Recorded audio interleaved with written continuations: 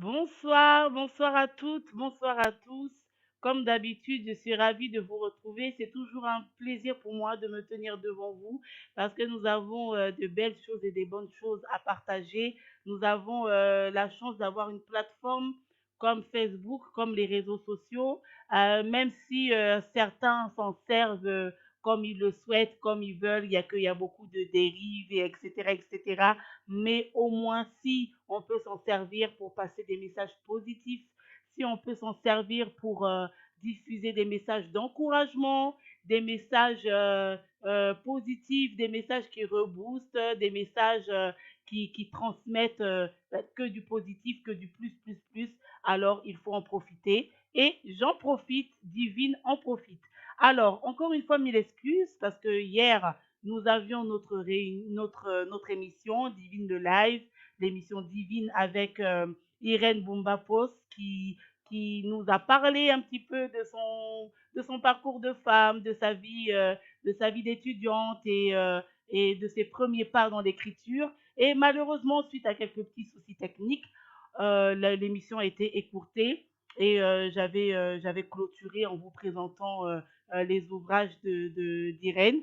Mais ce soir, nous avons tenu vraiment à nous présenter à nouveau devant vous pour une conclusion en bonne et due forme. Voilà, je ne pouvais pas laisser passer l'émission comme ça. On a besoin d'un mot de conclusion d'Irène, on a besoin du mot de la fin et surtout, surtout, on a besoin qu'elle finisse la présentation de ses livres parce que vous le verrez, vous le découvrirez, ce sont des livres vraiment très intéressants avec derrière, comme je l'ai dit, des messages tellement positifs, des messages dont on a besoin pour garder le cap, pour tenir le coup, pour garder la tête hors de l'eau et pour avancer, tout simplement, avancer dans nos différents projets, objectifs, combats. Donc, sans plus tarder, voilà, Irène, elle est avec nous ce soir. Bonsoir. Bonsoir. Merci encore d'avoir pu te rendre disponible ce soir pour qu'on puisse quand même arriver à l'issue de notre émission. C'est vrai que c'était hier, mais il manquait quand même la conclusion à ta manière. Merci de m'avoir donné la parole pour me permettre de présenter mes livres. Hier, j'avais commencé à le faire. Malheureusement, pour des raisons techniques, je n'ai pas pu aller jusqu'au bout.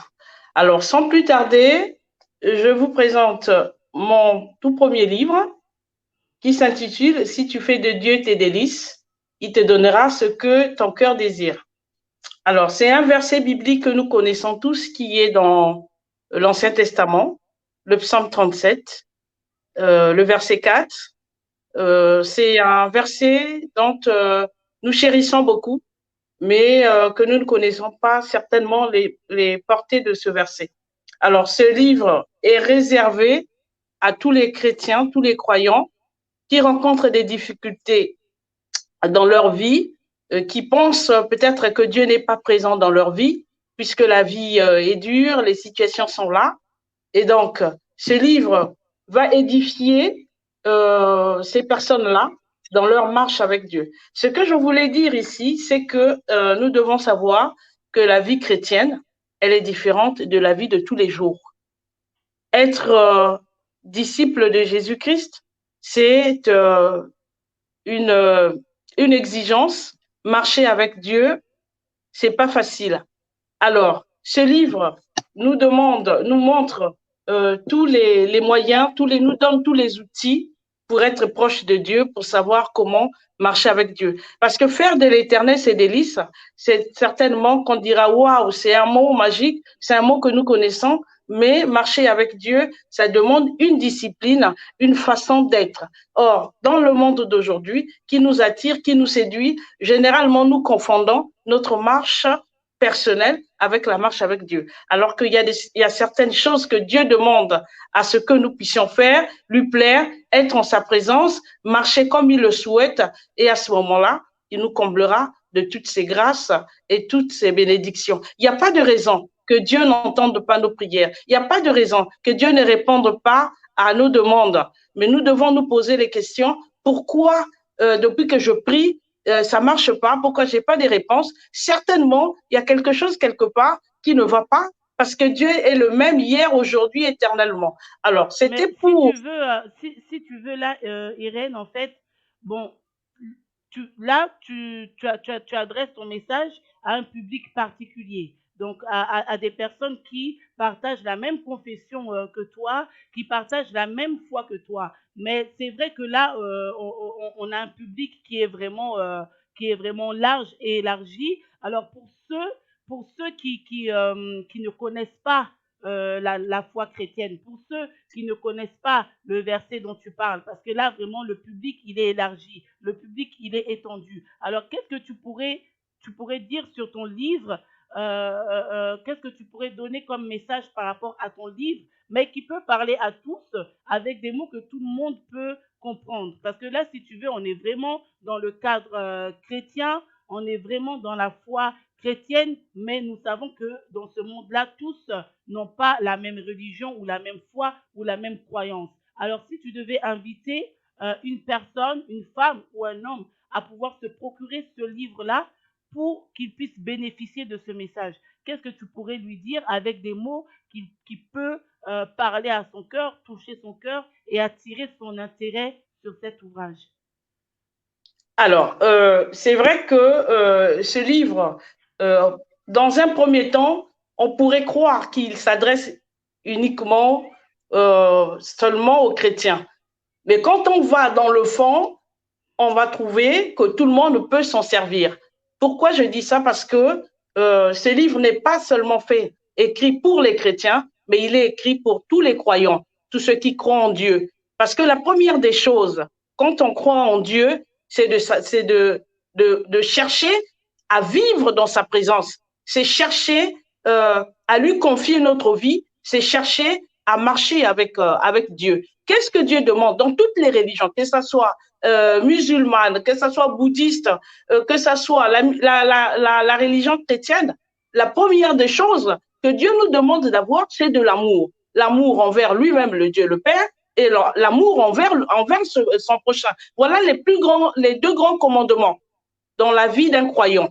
Aimer Dieu et aimer son prochain. C'est-à-dire, ne pas faire le mal, être habité par un sentiment d'amour pour ne pas faire du mal à son prochain. Regarder Dieu, croire d'abord en Dieu, se laisser guider par Dieu, se laisser conduire par Dieu.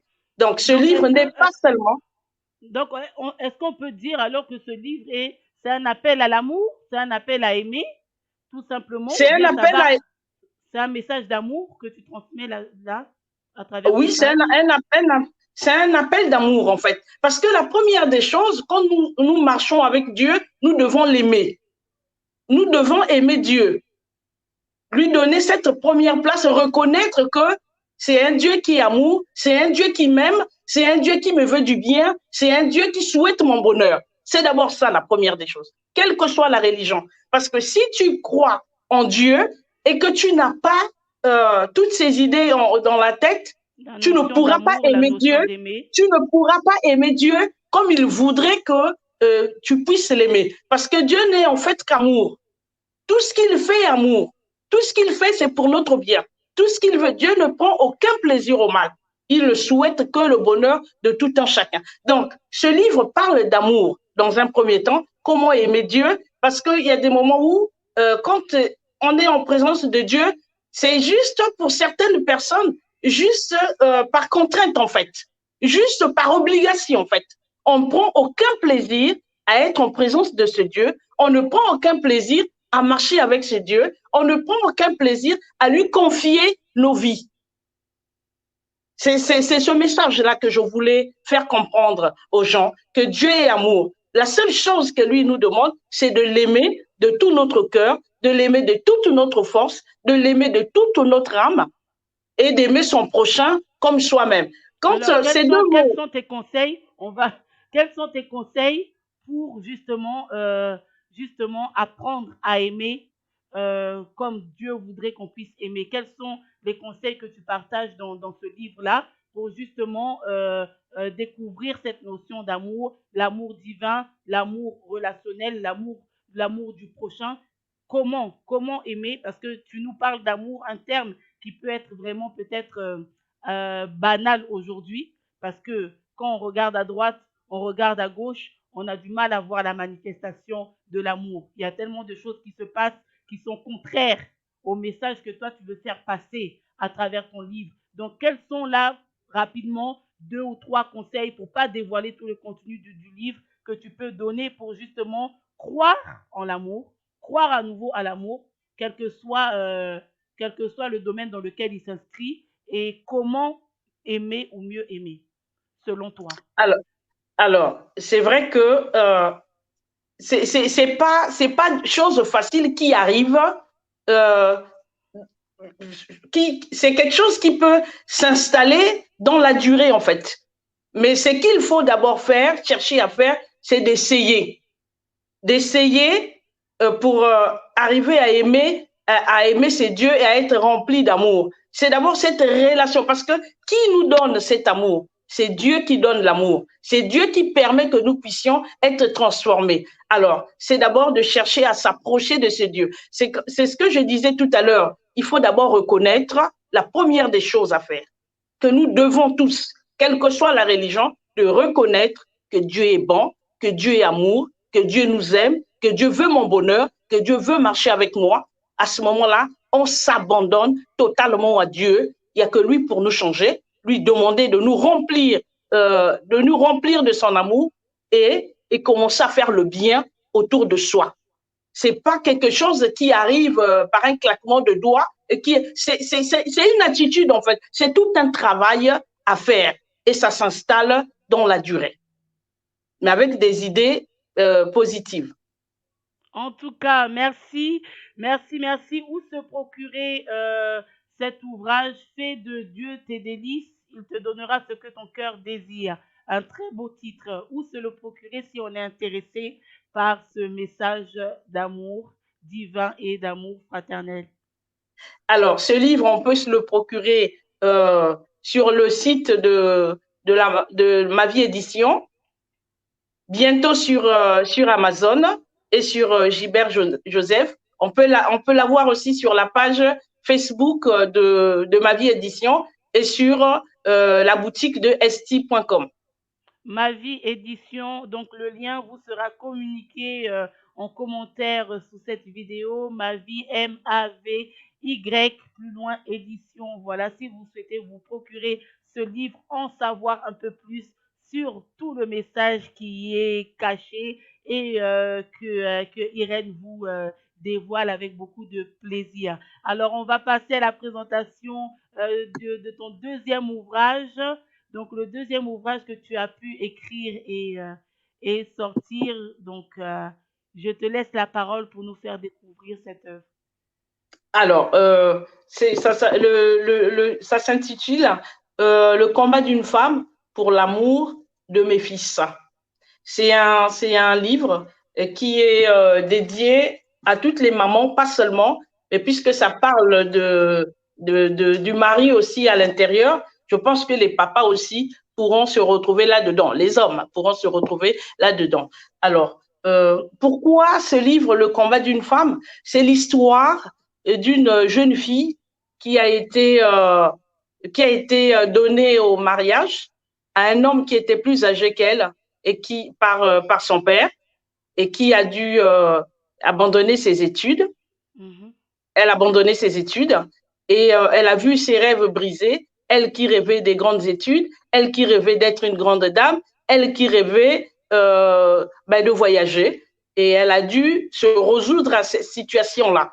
Et le monsieur, et quand ils se sont mariés, le monsieur avait promis qu'elle terminerait ses études puisqu'elle était en terminale quand il l'a épousée. Mais malheureusement, c'est ce qui arrive des fois dans certaines situations où c'est quand c'est convenu au départ et quand on vit la réalité, ce n'est plus la même chose. Et donc, elle a vécu des situations comme tu as dit tout à l'heure, je ne vais pas vraiment dévoiler tout le contenu du livre, elle a vécu des situations elle ne voulait pas faire honte à ses parents parce que le mariage pour elle, c'était un honneur. Elle est tombée enceinte, elle a eu un enfant et pour l'amour de cet enfant-là, elle a tenu bon. Mais au fond d'elle, elle gardait l'espoir qu'un jour, elle réaliserait ses rêves. Alors, est-ce En que fait, dans ce livre-là, il y a un petit côté autobiographique ou bien tu t'es inspiré vraiment des faits de société où il y a beaucoup aussi d'inventivité et de créativité dedans. Où est-ce que tu te places par rapport à cette histoire? Je dirais, je pourrais me retrouver là-dedans parce que je suis combative comme cette femme. J'ai la détermination. Quand je veux de quelque chose, je vais aller jusqu'au bout. Mais c'est pas mon histoire. Toutes les femmes se retrouveront là-dedans. Pourquoi je dis ça? Parce que la plupart des femmes ont du mal à rimer entre mariage, enfants et projets personnels. On a vu beaucoup de femmes, dès qu'elles se sont mariées, elles ont abandonné leur projet. Dès qu'elles sont tombées enceintes, elles ont abandonné leurs études. Dès qu'elles se marient, elles ne peuvent plus réaliser leurs rêves. Donc, ce livre nous montre, nous donne à toutes l'édification pour dire que non, on peut rimer avec on peut rimer avec le tout. On peut être dans un foyer et réaliser son rêve. Le mariage n'est pas un garage où, comme certaines femmes qui se disent que non, si je me marie, je ne pourrai plus faire ce que je veux. Ou quand on est dans la maison d'un homme, on se dit, il va pas être d'accord, je ne pourrai plus faire ceci. Mais cette femme, elle nous a montré le contraire, malgré le refus de son mari, mais elle l'a fait avec une certaine sagesse, avec une certaine finesse. Or, il y a des fois où on perd notre raison parce que on fait des choses dans la brutalité, on fait des choses sans intelligence. Mais cette femme, elle a été, elle a été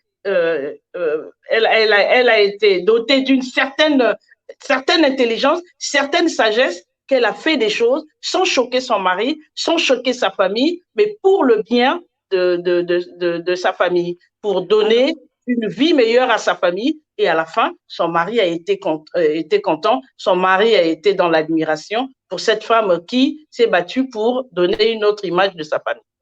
Donc, par rapport à vos écrits, par rapport à ce livre, par rapport à cette histoire, est-ce que vous pouvez dire que euh, euh, est-ce qu'on arrive à sortir finalement d'un mariage forcé?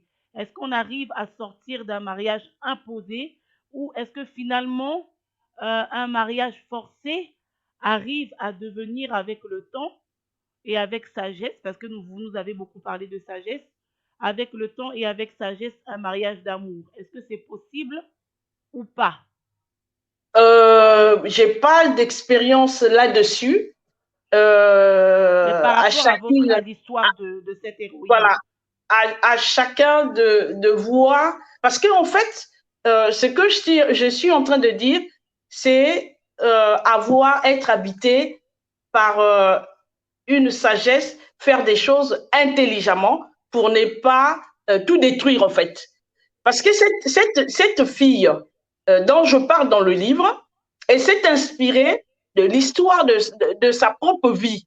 En fait, sa mère, avant elle, elle a vécu cela et elle a vécu cela malgré que les hommes, on peut dire les hommes ne se ressemblent pas, mais cette maman-là est restée dans le ménage pour ses enfants, en fait. Cette maman est restée dans le ménage pour ses enfants. Si cette fille est arrivée en terminale, parce qu'elle avait la stabilité familiale.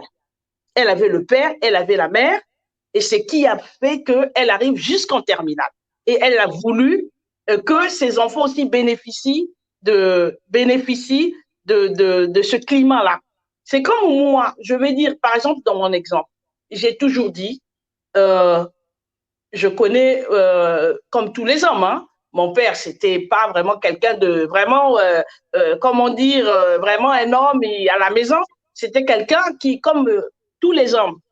Mais sincèrement, avec le recul, j'ai toujours dit, si ma mère, elle avait quitté mon père à cause de certaines bêtises qui se faisaient, certainement que je ne devais pas avoir la chance d'être celle que je suis. Je ne devais pas avoir la chance de bénéficier de l'éducation que j'ai eue. Je ne devais pas vivre dans un foyer stable et puis que mon père puisse investir dans ma vie, faire comme il a fait si ma mère n'était pas dans le mariage. Donc, je ne dis pas que bon, il faut couvrir tous les hommes. Il y a des situations qui demandent à ce qu'on parte. Il y a des situations qui demandent à ce qu'on ne puisse pas rester. Parce que quand sa vie C'était est ma en danger, prochaine question, justement. C'était ma prochaine question. Parce que le livre donc s'intitule donc pour le combat, c'est ça, pour le combat de mes fils, pour l'amour de mes fils. Alors, est-ce que on peut certainement parce qu'on dit que vouloir c'est pouvoir. Mais est-ce qu'on doit tout accepter pour l'amour de ses enfants? alors c'est ça que j'étais en train de dire. Toutes les situations ne se ressemblent pas. Toutes les situations ne se ressemblent pas. On ne peut pas aussi rester quand sa vie est en danger. Mais il y a certaines situations qui sont exagérées. C'est dans ce sens que je veux dire. Il y a certaines situations qui sont exagérées. Dès qu'il y a une petite dispute, dès qu'il y a une petite situation, on se dit, moi, là, je ne peux pas y rester, moi, je dois partir. On ne pense qu'à soi-même, on ne pense pas à ses enfants. Parce que quand on arrive à mettre un enfant au monde, on devient responsable de cet enfant-là. On devient responsable de cet enfant parce que cet enfant n'a pas demandé à y être. Donc, on doit prendre des décisions, on doit poser des actes par rapport à ces personnes-là que nous avons, dont nous charge, c'est-à-dire nos enfants. Donc, Mhm. En tout dans cas, ma situation, malgré les quelques situations qu'il y a eu, mais cette femme a été dotée d'une certaine intelligence, d'une certaine sagesse pour ne pas attiser la colère, pour ne pas pousser son mari à bout. c'est une Et au fond histoire d'elle, vraiment très elle intrigante, je pense. mijotait, Oui. au fond d'elle, elle mijotait, elle savait, elle attendait le bon moment pour rebondir, et c'est ce qui a été fait. C'est vraiment une histoire très intrigante, hein, comme je disais, en même temps que tu... Parce qu'en même temps que tu rentres dans l'explication, en même temps aussi, il y a plein de sentiments qui se mêlent. Et en même temps, on ne peut pas aussi tout dévoiler. Donc, tout simplement, je pense que là, on ne peut qu'inviter. On ne peut qu'inviter les personnes intéressées à se pencher vraiment au cœur de cette histoire. Parce qu'il y a beaucoup d'intrigues là. Donc, on parle on parle de mariage forcé, qui est quelque chose qu'au niveau de l'association divine, nous dénonçons et nous combattons. On parle là parce que derrière, il y a tout le message des violences faites aux femmes, il y a tous les messages de supporter un mariage qu'on n'a pas voulu, qu'on n'a pas désiré. Et là, vraiment, on se pose la question, mais par rapport à tout ce que tu dis, comment cette femme a supporté, comment elle s'en est sortie, parce que comment ça s'est fini, comment ça aboutit, tellement de questions, tellement de questions. Moi, je viens à peine de commencer les premières pages, donc vraiment, je suis pressée d'arriver à la fin parce que tout ça m'intrigue et je pense que ça intrigue également le public parce que cette histoire sous-entend énormément de choses, énormément de problématiques, énormément de faits de société et de réalités que vivent beaucoup de femmes. Donc vraiment, pour en savoir plus et pour connaître le dénouement, je nous invite toutes à pouvoir vraiment chercher ce livre. Si tu peux remontrer la pochette, le titre et nous dire également comment on peut se le procurer. Voilà, le combat d'une femme pour l'amour de mes fils. Un titre qui renferme beaucoup, beaucoup, beaucoup de choses et qui va certainement remuer beaucoup de choses en vous. Mais je pense à travers l'écriture, à travers la façon d'écrire d'Irène, je pense qu'à la fin de cette histoire, à la fin de ce bouquin, on sera encore encouragé, reboosté, éclairé sur certaines choses. En tout cas, n'hésitez pas, si vous vous procurez ce livre, que vous le lisez, n'hésitez pas à nous faire des retours. Voilà, on a besoin aussi de votre critique, ça va aussi nous aider, ça va beaucoup nous aider. Voilà, alors qu'est-ce que tu peux dire, Irène, pour conclure ce programme, hein, aujourd'hui c'était Divine la suite pour qu'on puisse quand même apporter une conclusion en bonne et due forme à cette émission que nous avons faite hier.